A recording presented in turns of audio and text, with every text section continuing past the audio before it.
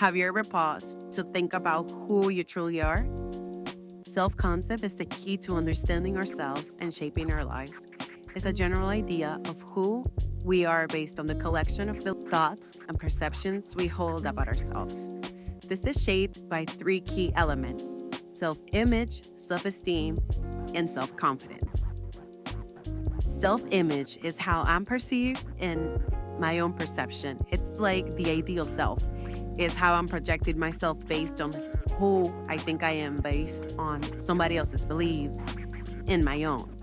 That's why I believe that ideal self should be paired up with self image because they're based off each other rather than the ideal self being a whole different section. When you look at it, it represents how we see ourselves and encompasses our physical appearance, our personality traits, and social roles.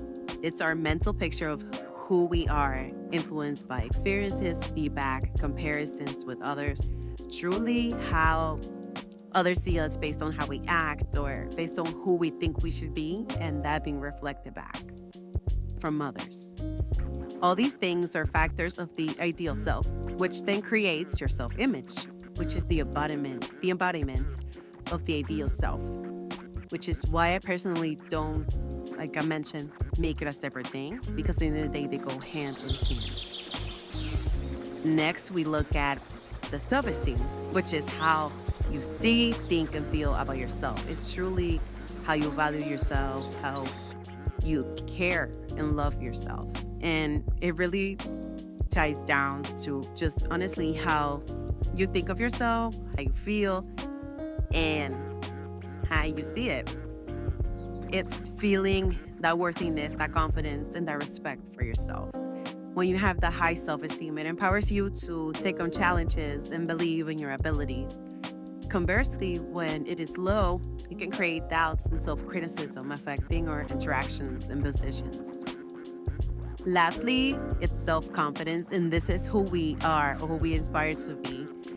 And this is reflected through our actions. Self confidence is a lot with our value or our attributes, really the actions. When I look at confidence, I think of action. When I see self esteem, I think of feelings, thinking. When I think of self image, is how we're seeing the perceptions.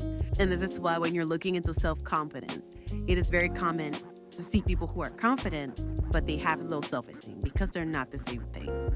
One is loving yourself and caring for yourself, and the other is more with how secure you are about your attributes, abilities, and yourself overall. So imagine waking up every day feeling empowered, knowing your strengths, and accepting your flaws. That's the power of a positive self concept. When we view ourselves through a loving lens, we become more resilient, more creative, and more open to opportunities.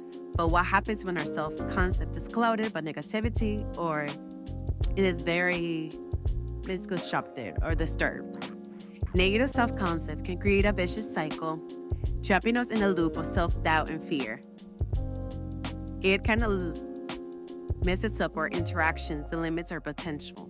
To break free, we need to challenge those thoughts and embrace them with affirmations that are positive and reflect who we believe we are and who we want to continue to be. And it starts with acknowledging those things and knowing where to go. And with this journey, self-concept is not just a destination. It's something that you will continuously work on, stay the same, or even improve. So it's very important to commit to that and continue to do that. So how do we strengthen our self-concept? So we start with self-awareness. So this is our dialogue or reality. So kind of being aware of how we talk to ourselves and how we perceive the world. So taking the time to reflect on your thoughts and feelings and journaling how that is that you're seeing and feeling, that could be very powerful in understanding that and helping you articulate your beliefs and values. The second part of that would be challenging the negative beliefs. So how do you challenge that? Whenever you catch yourself thinking about something negative, like you're not good enough or you're not working hard enough. So working into those and challenging that through affirmations. So working with something negative and writing something that's completely positive. So changing that into something that is completely positive. Because when you're doing that, you're rewriting a distorted idea, and it becomes second nature the longer that you continue to do so. And lastly, truly putting everything into action, so setting achievable goals.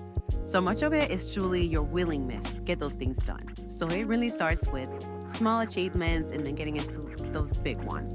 And the more that you do it, the more confident you feel. And by nurturing these components, you create a powerful person with a strong sense of self. And it's very important to have a strong self concept because it encompasses who you see yourself as. Your inner world reflects the outer world, and many of our behaviors and decisions are based on how positive